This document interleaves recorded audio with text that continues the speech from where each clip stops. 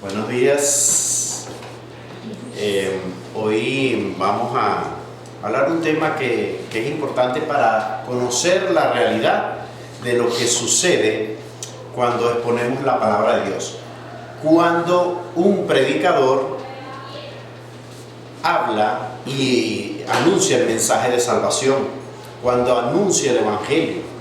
Pero qué triste es saber, o algunas veces ni siquiera entender, cuál es la razón por la cual las personas no escuchan el evangelio. Si lo escuchan, lo dejan como algo vacío, como algo que no causó efecto. Algunos ni siquiera dicen que ni siquiera lo entienden. Otros no le dan importancia, tal vez hasta dicen que no existe un Dios y que las escrituras fueron escritas por un hombre y que por ende no son algo relevante. Pero cuando vemos el otro lado de la moneda, un porcentaje pequeño, sí vemos que hace cosas grandes la palabra de Dios. El evangelio hace algo grande, transforma vidas, cambia vidas y lógicamente da lo más importante, que es la salvación eterna. Entonces es importante saber por qué sucede eso. ¿Qué genera que las personas, algunos desechen la palabra de Dios y otros las anhelen y vivan por ella, la pongan en práctica, sea lo más importante en su vida, sea su norma de vida, sea la condición para poder vivir en este mundo terrenal? De hecho, su vida cambia tanto que ya no les importa el mundo como tal. ¿Qué es eso que se les presenta, que mueve y transforma vidas? Pero que hay otra parte de las personas que algunas veces sienten el rechazo, desprecio. Y cualquiera dirá, no, eso depende del predicador, aunque en cierta forma sí, en cierta condición sí.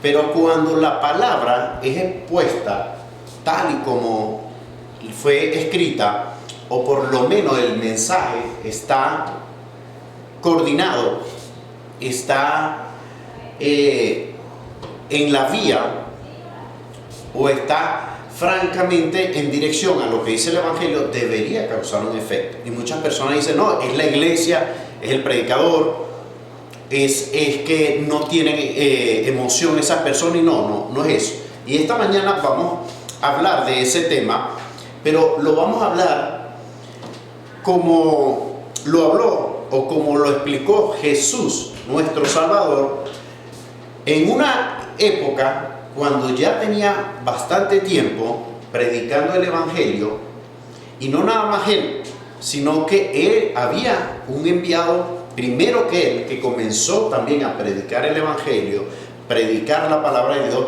y también fue rechazado. Muy pocos fueron transformados. Es más, los que fueron cambiados, muchos de ellos ni siquiera eran del pueblo de Dios. Es decir, la palabra fue tan impactante que hizo efecto en lo que menos se esperaba. Esta persona era Juan el Bautista, pero después vino Jesús. Pero igualmente las personas que se suponían deberían aceptar la palabra de Dios con gozo, con amor y para ponerla en práctica y reconocer al Salvador, la rechazaron. Si una persona me está escuchando bien y está atenta a todo lo que estoy diciendo, ya se debe imaginar que voy a hablar por qué Jesús comenzó a usar las parábolas. Porque no las usó por simplemente usarlas. Tuvo un propósito, y ese propósito está directamente ligado a su pueblo, a los que le reciben. Por eso usó las parábolas. Y por eso es importante entenderlas. No vamos a hablar de todas las parábolas, porque son muchas, por cierto. Marcos capítulo 4, versículo 13. Y les dijo, entre signo de interrogación, ¿no sabéis esta parábola? Una pregunta. ¿Cómo pues entenderéis todas las parábolas? Una pregunta.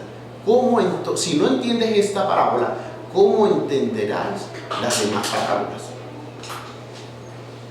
Quiere decir que él está diciendo, hey, si no entiendes esta, menos vas a entender las otras.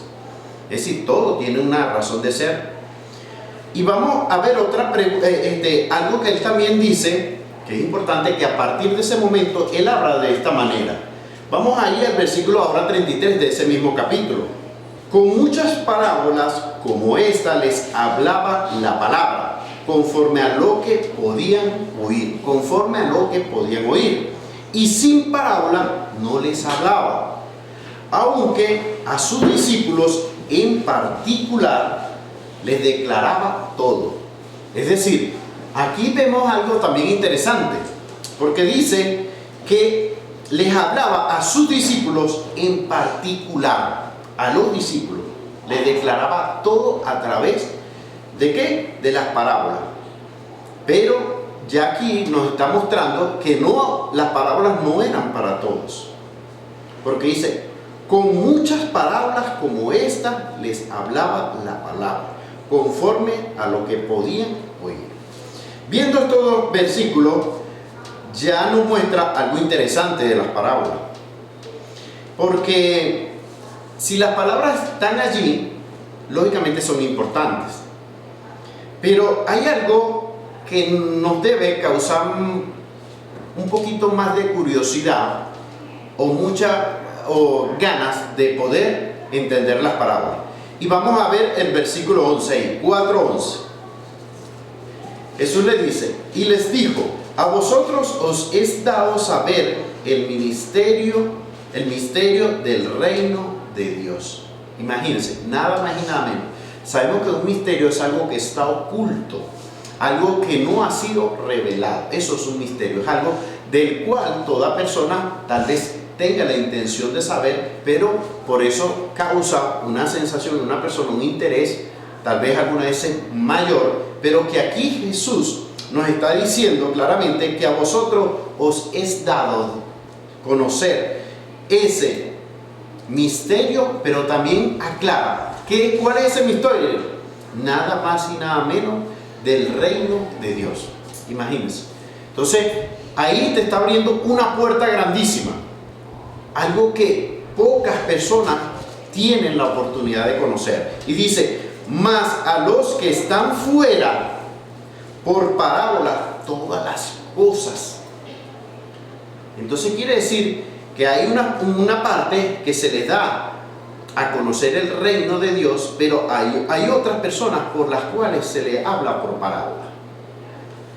Lógicamente, debemos entender que Jesús está tratando de cambiar su manera de predicar, porque por lo que vemos y por lo que conocemos el contexto histórico, cuando Jesús, y como dijimos, Juan el Bautista empezó a predicar, muchos le rechazaron.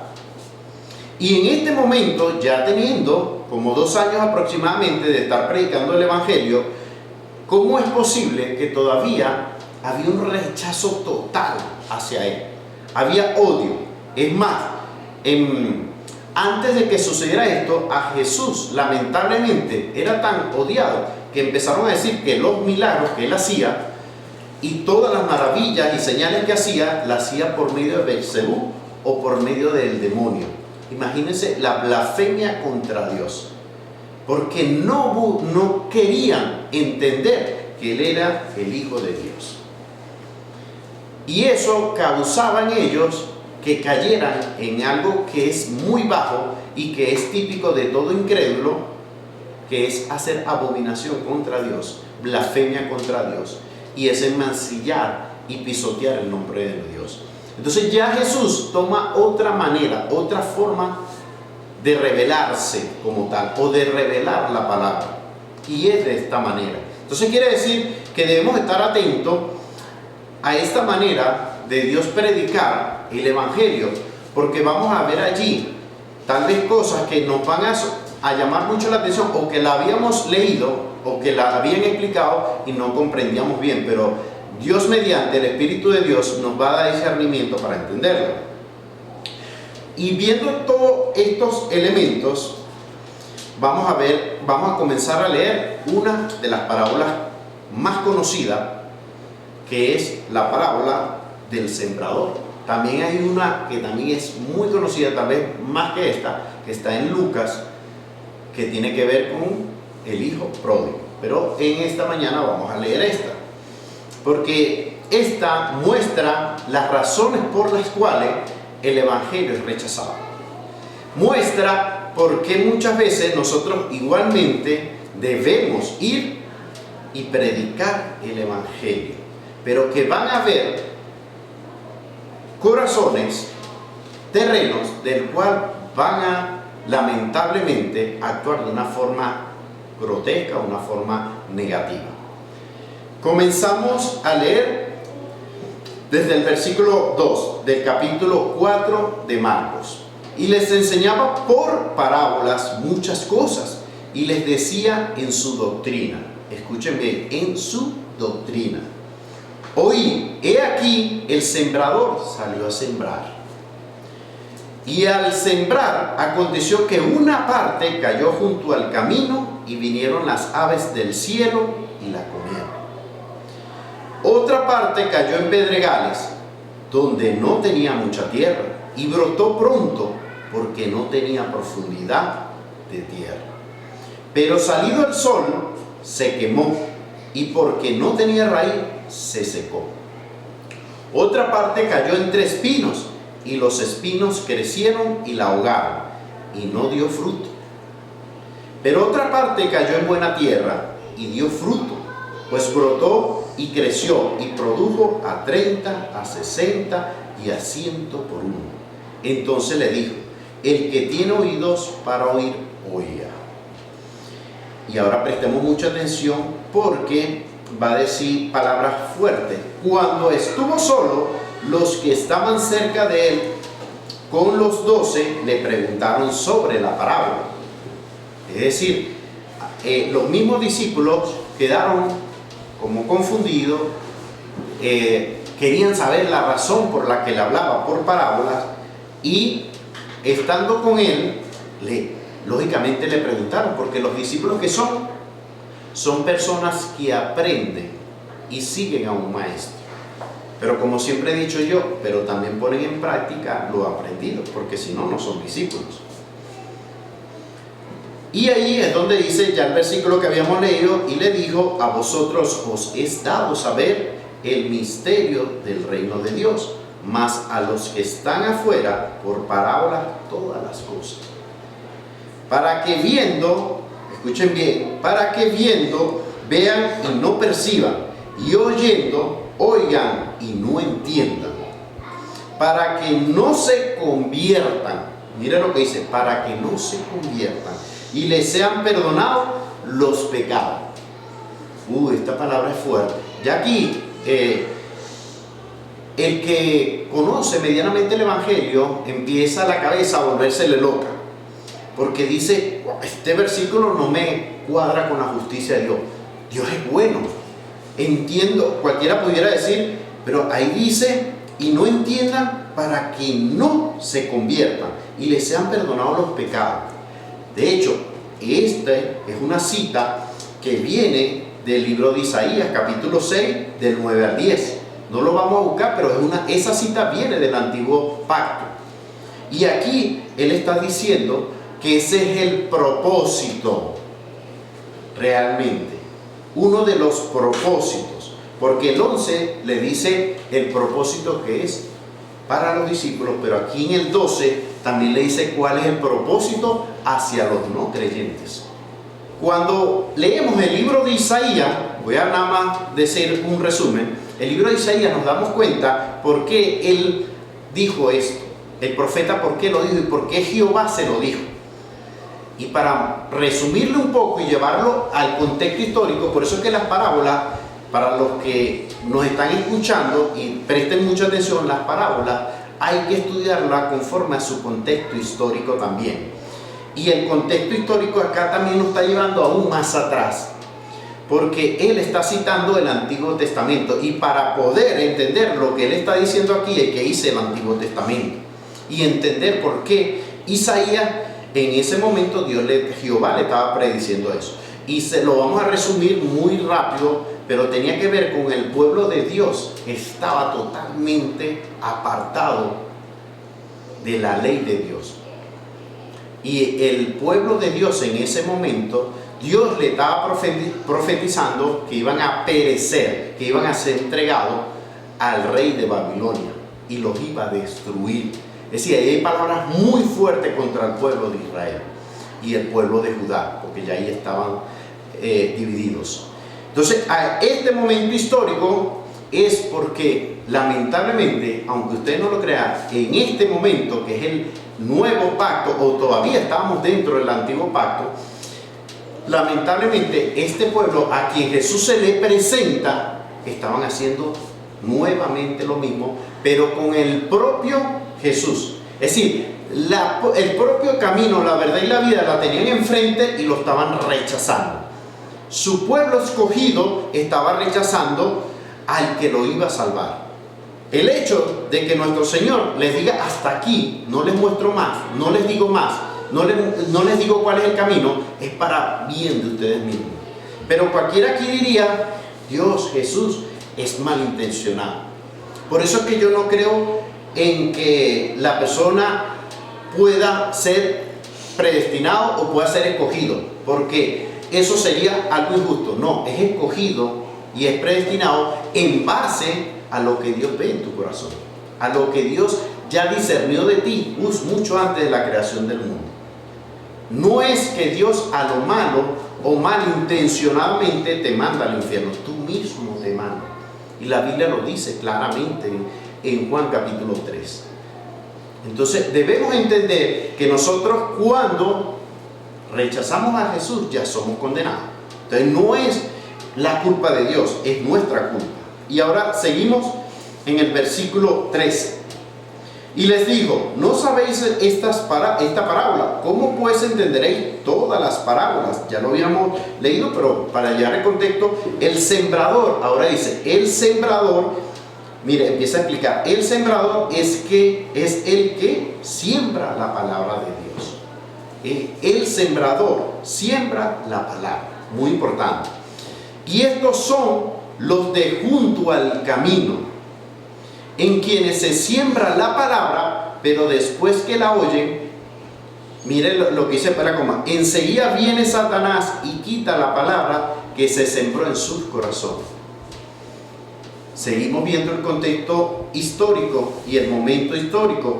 Sabemos que las palabras cuando se escriben es porque todos conocían la manera de cómo se sembraba, cómo se recogían las semillas y todo el procedimiento en el campo. Y aquí le está diciendo que Satanás le quita la palabra que se sembró. Para entender bien esto, hay que también ver el contexto de la palabra de Dios. Y vamos a buscar 2 Tesalonicenses 2:11. Pero por esto, Dios les envía un poder engañoso. ¿Quién lo envía? Por esto Dios envía un poder engañoso para que crean la mentira. ¿Y por qué estoy hablando de este versículo? Porque ahí vamos a entender algo que está sucediendo ahí en Marcos. Y el 12 dice así: a fin de que sean condenados todos los que no creyeron a la verdad. Ahí muestra el por qué. Sino que se complacieron en la injusticia. ¿Se están dando cuenta de algo? Dios quiera que el Espíritu de Dios nos muestre, porque lo vuelvo a leer. Por esto Dios les envía un poder engañoso para que crean la mentira, a fin de que sean condenados todos los que no creyeron a la verdad. ¿Se están dando cuenta de algo? Sino que se complacieron de la injusticia. Quiere decir que volvemos a Marcos capítulo 4, versículo 15, y es algo que nos muestra qué es lo que está pasando ahí, porque cualquiera que lee este versículo dirá: Satanás tiene ese poder y a quien quiera le quita la palabra de Dios. Satanás no puede hacer nada si no le es permitido por Dios. Quiere decir que este versículo lo que te está diciendo, y tiene un contexto, es que Dios permite que Satanás le robe la palabra de Dios porque ya vienen siéndonos incrédulos. Este primer terreno, estos primeros corazones donde se está predicando la palabra, donde se está sembrando en este terreno, es un terreno totalmente duro, de dura servicio. Eso también está escrito en el Antiguo Testamento. Son personas que escuchan la palabra de Dios, pero que no es primera vez que la escuchan, la están escuchando. Y ya Dios les permitió conocer la verdad, les alumbró el Espíritu Santo, pero estas personas la rechazan. Este contexto te está diciendo son los que ya vienen rechazando a Jesús deliberadamente, de forma grosera, grotesca. Y por eso es que Dios permite que Satanás haga con ellos y los engañe y les muestre hasta cosas más horribles y empiecen a pisotear el nombre de Dios. Este es el peor terreno, esta es la peor faceta que hay en esta historia. 1 Juan 5:19 dice así: sabemos que somos de Dios y que el mundo entero está bajo el maligno. Dice, nosotros sabemos, dice. Sabemos que somos de Dios y que el mundo entero está bajo el maligno. Esto es importante conocerlo para que entiendan las personas que dicen todo el mundo es para Cristo, todo el mundo es para Dios, siempre y cuando confíen y crean en el Evangelio. Pero los demás están bajo el maligno. El maligno ahí es Satanás. Estas personas que aparecen en ese versículo de Marcos simplemente son de Satanás. ¿Por qué? Pero porque ellos se han entregado a él. Ellos decidieron eso. No es porque intencionalmente Dios quiera mandarlos al infierno, quiere lo contrario. Pero ¿qué pasa? Que se les siembra la palabra de Dios y ellos la rechazan. Son el peor terreno. Pero ahora vamos a seguir viendo, volvemos otra vez a Marcos, volvemos al capítulo 4, ahora el versículo 16, y dice así: estos son asimismo los que fueron sembrados en pedregales, dice, los que cuando han oído la palabra, al momento la reciben con gozo. Esta es las que son engañosos. Estos son los que lamentablemente causan que las personas crean que Dios es sorprendido por estas personas y que en algún momento del trayecto de su vida se fueron. Es decir, recibieron supuestamente el Espíritu de Dios, fueron salvos y se separan de Dios. Y vamos a ver si eso es verdad. Y dice el 17, pero no tienen raíz en sí, sino que son de corta duración, porque cuando viene la tribulación o la persecución por causa de la palabra, luego tropiezan. Qué importante es, ¿por qué tropiezan y por qué son de corta duración? ¿Será que realmente son salvos? Bueno, vamos a leer para entender un poco por qué son de corta duración. Vamos a ir a Marcos capítulo 8, ahí mismo, versículo 34 al 38.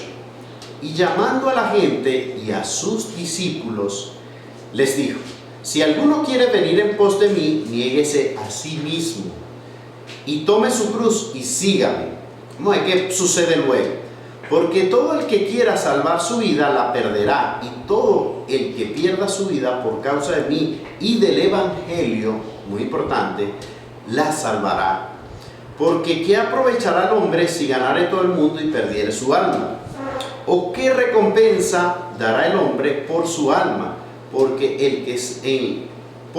el que se avergonzare de mí y de mis palabras en esta generación adúltera y pecadora, el Hijo del Hombre se avergonzará también de él, cuando venga en la gloria de su Padre con los santos ángeles. Está diciendo claramente que para seguirlo no es muy sencillo, pero aclarando mejor el tema, vamos a ver que dice Primera de Juan 2:19. Salieron de nosotros, pero no eran de nosotros, porque si hubiesen sido de nosotros, habrían permanecido con nosotros, pero salieron para que se manifestase que no todos son de nosotros, no todos son de nosotros. Y por eso es que ellos son de corta duración, y por eso sucede lo que sucede con ellos. Ahora también vamos a ver qué es lo que dice el Evangelio de Juan 6:64, porque esto también nos muestra qué le dijo Jesús a esta persona y qué pasó con unos supuestos discípulos en el momento que Jesús le habla con mucha claridad, con mucha transparencia. Le dice: ¿ustedes me quieren seguir? Bueno, miren por lo que tienen que pasar. Y vamos a ver qué sucede. Esos son este tipo de personas. 6:64. Pero hay algunos de vosotros que no creen. porque Jesús sabía desde el principio quiénes eran los que no creían y quién le había de entregar. Los que no creían y quién le había de entregar. Es decir, Dios conoce el corazón de cada quien a quien le siembra la palabra. Pero las dos personas que está mostrando ahí, los dos tipos de discípulos, Él está diciendo claramente que Él los conocía. Y dice el 65, y dijo: por eso os he dicho que ninguno puede venir a mí si no le fuere dado del Padre. Está muy claro y contundente. Nadie puede ir a Jesús si no le es dado por el Padre. Lo está diciendo el mismo Jesús. El 66 dice: desde entonces muchos de sus discípulos volvieron ¿a dónde? Atrás. ¿Por qué se irían atrás? Se dieron cuenta de lo que iban a perder. Se dieron cuenta que no era para ellos esto. Se dieron cuenta que tenían que entregar su vida por Jesús. Se dieron cuenta que seguir a Jesús no era fácil. Y que lo que ellos buscaban, y lo que le pasó también a muchos discípulos cuando veían milagros, cuando veían que hasta comida les daba, cuando veían que tenía poderes sobrenaturales, cuando las personas se les abrían los ojos y hasta hablaban, y algo muy importante que maravilló mucho a esta persona, sacaba hasta demonios, dijeron: no, este hombre es el que yo voy a seguir. El Evangelio, cuando se presenta bien, muchas de estas personas van a llegar porque es impactante. El que no se impacte por el Evangelio es porque sin duda alguna tiene el corazón de piedra o está prácticamente endemoniado o algo por el estilo. Pero ¿qué es lo que sucede? Al que en verdad vea el verdadero Evangelio, le tiene que impactar y tal vez le sigan. Pero ¿qué va a suceder? Si no fue llamado por Dios, si no fue escogido por Dios, esa persona no va a seguir. En el camino se va a quedar. ¿Fue salvo? No fue salvo. Fue impactado por el Evangelio, sí, pero no fue salvo. Y dice el 66, lo volvemos a leer: desde entonces muchos de sus discípulos volvieron atrás y ya no andaban con él, es decir, ya no le seguían. El 67 dice: dijo entonces Jesús a los 12: ¿queréis acaso iros también vosotros? Esto es una pregunta muy importante. Porque Jesús le dice así, no le dice: ¡hey! No se vayan, vengan a mí. No. Él más bien le pregunta a los otros: ¿se quieren ir con ellos?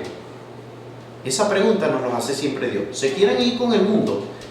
¿Aman el mundo? Váyanse. Pero Dios no va a hacer, porque Él conoce sus ovejas. Él conoce quiénes son su pueblo. Él conoce sus ovejas. Él no es una persona que usted la va a poder engañar, o un Dios del cual usted lo va a burlar.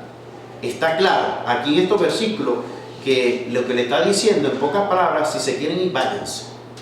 Dice el 68: le respondió Simón Pedro: Señor, y aquí está una palabra muy bonita, ¿a quién iré? ¿Tú tienes palabra de qué?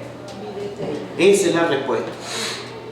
Por eso los que se quedan ¿por qué? Porque hay palabra de vida eterna. Los que se mantienen saben muy bien que ahí tienen la eternidad. No es por los milagros, que son importantes, por las señales, sino porque tienen algo mayor a eso: la vida eterna. Ahí es donde está el centro de todo.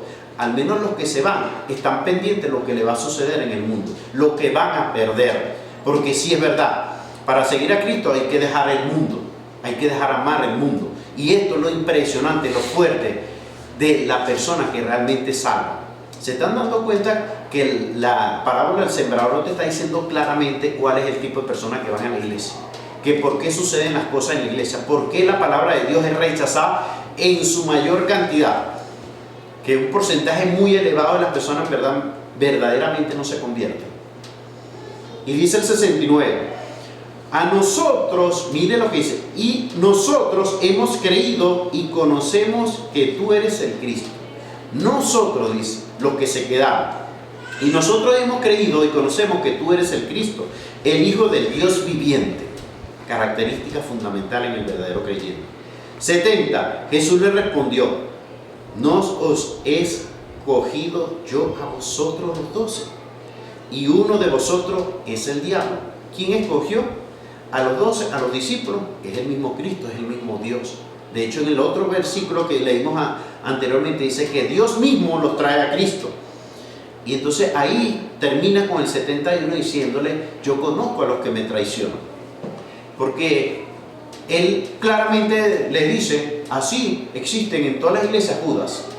Y dice el 71, hablaba de Judas Iscariote, el hijo de Simón, porque este era el que le iba a entregar y era uno de los 12. ¿Qué intimidad tan grande no tenía Jesús con Judas? Y ya él sabía que lo iba. Los supuestos discípulos que también lo seguían, él también sabía que lo iban a dejar. ¿Ustedes creen que los que están en la iglesia y que son temporales, también Dios no sabe que los van a dejar? También lo sabe. Y van a estar, por eso que ustedes ven en las iglesias pasando y pasando personas y solamente unos fieles permanecen. Y triste es cuando la persona dice, ay, este se salvó y luego perdió la salvación. No, no perdió nada, él nunca tuvo nada, porque no fue llamado por nuestro Dios. Volvemos al Marcos capítulo 4, el versículo ahora 18. Estos son los que fueron sembrados entre espinos. Ahora vamos a ver esto. Los que oyen la palabra, pero los afanes de este siglo y el engaño de la riqueza y las codicias las codicias y otras cosas entran y ahogan la palabra y se hace infructuosa. ¿Qué característica nos está diciendo claramente ahí? Que tienen afanes. Y la palabra de Dios dice claramente que son afanes. Y dice que claramente que los afanes lo tenemos entre comillas todo, tal vez. Pero Dios nos dice, cuando llegamos al Evangelio, cuando conocemos de Dios, esos afanes cambian. Esos afanes ya no son afanes y pasan a ser secundarios. En principio todos estamos ahí. En principio todos estamos viviendo del mundo, amamos el mundo. Pero cuando llegamos a Cristo, entendemos que esos son afanes de la vida. ¿Qué es lo que pasa con este tipo de terreno ahora? Con estas personas que se le está sembrando la palabra. Dice que los afanes de este siglo y el engaño de la riqueza y las codicias y otras cosas entren y ahogan la palabra de Dios. Es decir, ellos reciben la palabra de Dios. Ellos les atrae la palabra de Dios, les gusta la palabra de Dios. Pero cuando ya tú la pones al lado de sus intereses del mundo, dicen, hey, mis intereses, mis afanes están por encima de esa palabra. Es decir, la fe en ellos no es la fe que habla Efesios capítulo 2, versículo 8. No es esa. Cuando en Mateo 6 nos dice claramente qué sucede con estas personas. El versículo 25 de Mateo 6. Por tanto os digo, no os afanéis, mira la misma palabra, por vuestra vida. Cuando ya usted le dice eso, ¿qué va a pasar con una persona que usted le esté predicando el Evangelio o que el mismo Espíritu de Dios le dice, no te afanes por tu vida? ¿Qué habéis de comer o qué habéis de beber? Ni por vuestro cuerpo que habéis de vestir. ¿No es la vida más que el alimento y el cuerpo más que el vestido? Wow, mire, esto racionalmente para una persona que vive de los afanes del mundo es ilógico, es irracional. No le puede entrar. Esto genera un choque muy grande en la persona, genera un colapso. Porque si tú no tienes el Espíritu Santo, a ti te hablan de esta manera y lo empiezas a vivir, tú dices, no, ya no, ¿cómo me voy a morir yo de hambre? ¿Cómo voy a perder las riquezas? ¿Cómo voy a dejar yo de vestirme? ¿Cómo voy a decir yo que no me importa mi vida? No, ya aquí ustedes son unos religiosos. Ya Jesús aquí como que se está metiendo en algo que es mío. Cuando vemos un versículo también que nos muestra esto y qué debemos hacer nosotros con los afanes del mundo, vamos a buscar ahora Filipenses 4:6. Por nada estéis afanosos, sino sean conocidas vuestras peticiones delante de Dios en toda oración y ruego, con acción de gracia. Es decir, sí tenemos esa necesidad, pero Dios nos dice cómo actuar, cómo hacer. Esto es normal a los que somos de la fe, pero los que no tienen fe, ¿cómo va a creer tú que esta persona se va a poner a orar y él se va a afanar por trabajar, por mantener el dinero, por el vestido, por la bebida, por la comida? Los afanes del mundo no lo van a dejar seguir a Cristo. Se va a quedar ahí. De hecho, ahí mismo dice, el 7 dice, y la paz de Dios, ¿qué genera cuando tú le pones todo en manos de Dios? Y la paz de Dios, que sobrepasa todo entendimiento, guardará vuestros corazones y vuestros pensamientos en Cristo Jesús. El que está muy pendiente de esto no tiene paz. Está siempre pendiente de los afanes de la vida. Es una característica clara y específica de los que no han sido convertidos, los que no siguen a Cristo realmente.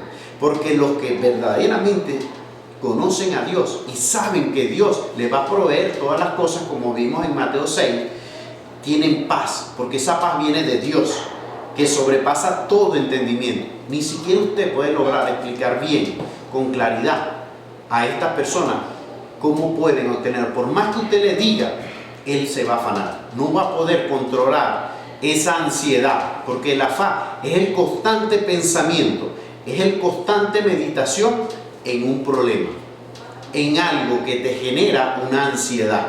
Eso es un afán. Estas personas no pueden dejar de pensar en estas cosas. Y usted dirá, pero tiene cierta lógica. Sí, humana la tiene, pero los de fe, acuérdense que la fe va por encima de estas cosas. Los de la fe tienen paz. Los hijos de Dios tienen paz. No les importa eso porque confían en el que es dueño del oro y de la plata. Así de sencillo. No vamos a profundizar más ahí, sino que vamos a volver al capítulo 4 de Marcos, porque ya el tiempo se nos está acercando, pero gracias a Dios vamos a terminar bien.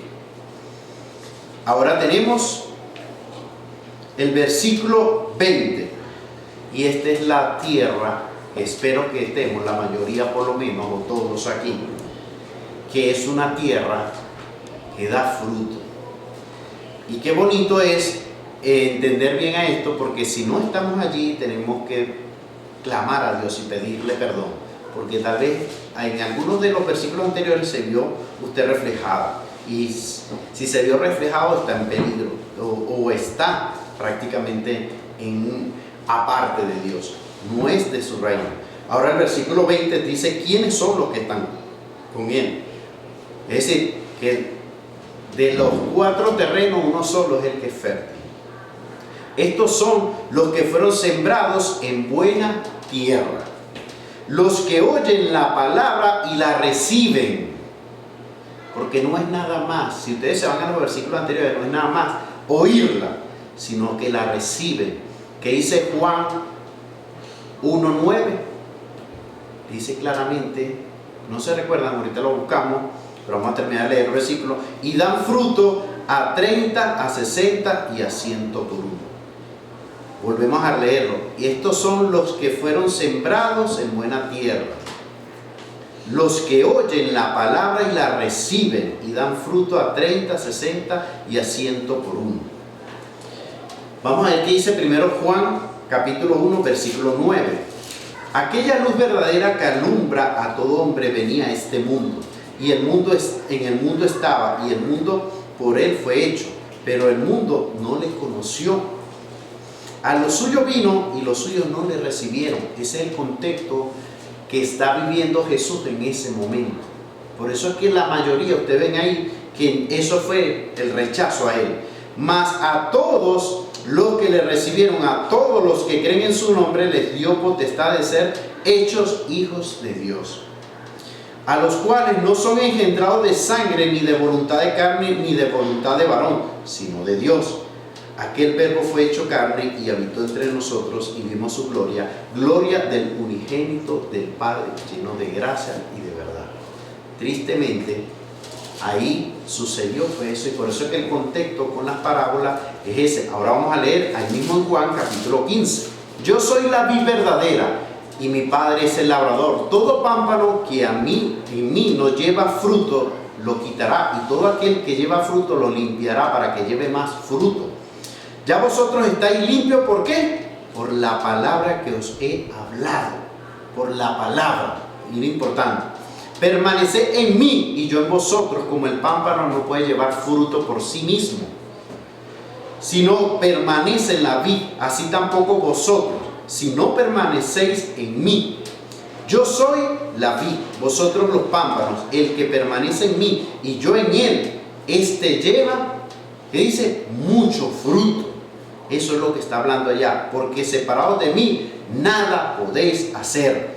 El que en mí no permanece será echado fuera como pámpano y se secará, y los recogen y los echan en el fuego y arden.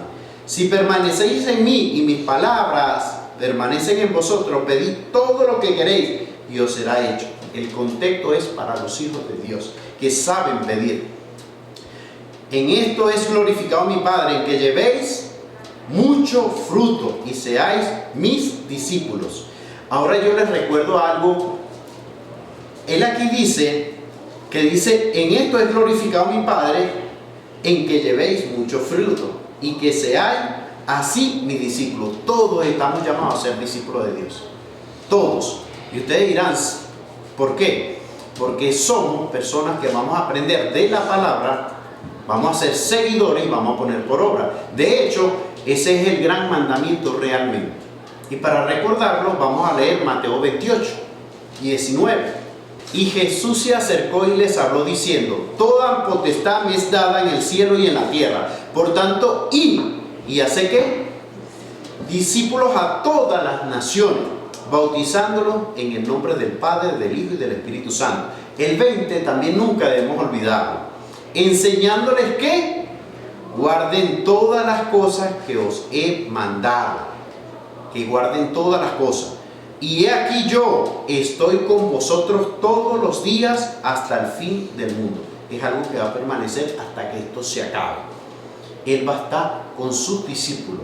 Pero sus discípulos son claramente los que aprenden de Él. Sus discípulos, primero ya vimos lo que son realmente. Son los que permanecen en Él, los que lo siguen. No son los que están un rato con Él, no son los que son temporales, son los que permanecen con Él, pero no permanecen simplemente de pura palabra, de hechos. De hecho, Santiago también lo dice claramente, porque no es cuestión de solo decirlo. La palabra de Dios es de hechos, de poder realmente, al tú ver a una persona, decir, ese es un discípulo de Cristo. Todo lo que hace Jesús lo repite, lo hace, lo practica. Esos son los hijos de Dios. Tú tienes que ir a sembrar la palabra. Y no me digas que hay unos que se quedaron en el tiempo, otros la rechazaron, tranquilo. Otros la agarraron con gozo. A mí no me importa ninguno de esos. Ya yo te lo estoy diciendo. Esos misterios no son misterios para ti, pero para mí no eran. Y ya te lo estoy aclarando. Tú debes sembrar y te van a salir esas personas. Pero tranquilo, van a haber unos que van a dar fruto y tú lo vas a ver. Porque van a dar tanto fruto que es algo sobrenatural. Y de hecho, es tanto así que van a estar con perseverancia. Ellos nunca van a decaer. Esa palabra ahí es muy importante. Porque este versículo lo lee usted y no, perseverancia. Perseverancia es una persona que se mantiene en el tiempo. Estos son los de la buena tierra. Si usted ha permanecido, si usted ve hermanos que cuando menos acuerda usted 50 años y mueren en el Evangelio, son estos los de buena tierra. Escuchan la palabra y dan fruto con perseverancia. El que no se mantiene en el tiempo fue porque nunca lo fue. Es muy contundente esta palabra. La parábola muestran claramente quién es quién. Son todas prácticamente que te muestran esto. Si usted examina punto por punto, por eso que al principio dije, las parábolas son doctrinales. Las parábolas son, teológicamente hablando, importantes. Muestran la verdad, clara y contundente.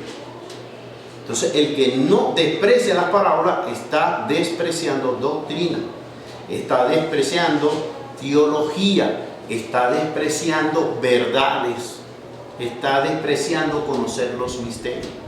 Entonces, con este versículo ya prácticamente entendemos lo que quiere. Por eso es que la palabra de Dios, cuando dice ir y predicar, no es para que usted llegue y se siente y diga, es que igualito no se van a salvar. No, primero usted no sabe qué va a generar la palabra. Y hay un capítulo muy importante que lo dio Isaías, que debemos recordar siempre. Isaías 55:11 dijo algo muy interesante. 55:11, y es bueno que se lo memorice. Miren lo que dijo Jehová en ese momento. Así será mi palabra que sale de mi boca, no volverá a mí vacía, sino que hará lo que yo quiero y será prosperada en aquello para la que la envíe. ¿Ustedes creen que yo me paro acá y digo estas palabras y esas palabras van a hacer lo que Dios quiera que haga? Estas palabras que yo leo, las palabras que Jesús dejó, las palabras que usted lee, esas no van a volver vacías, porque si Dios la propuso para que usted recibiera a Cristo, si para que lo siguiera, para que fuera un discípulo, va a pasar lo que Él quiera que pase. Si somos discípulos de Dios, vamos a permanecer. Si somos discípulos de Dios, vamos a dar fruto. Si somos verdaderamente convertidos, Señor, vamos a ser grandes personas, pero es por tu gloria. Vamos a ser transformados por medio de ti. Somos más que vencedores en Cristo Jesús. No somos nadie en nosotros mismos. Somos trapos de inmundicia. Pero en ti somos lo que somos realmente. Gracias, mi Dios, por tu salvación. Gracias, mi Dios, por haber puesto esa palabra en nuestro corazón, en nuestra mente, en nuestra alma, en nuestro espíritu, para poner por obra, Señor, lo que tú nos ordenas. Señor, bendice a los hermanos, bendice el final, Señor, de este culto, de este domingo tan hermoso que nos has dado. Gracias, Padre Santo, por todo lo que nos has dicho el día de hoy, en el nombre de Cristo Jesús.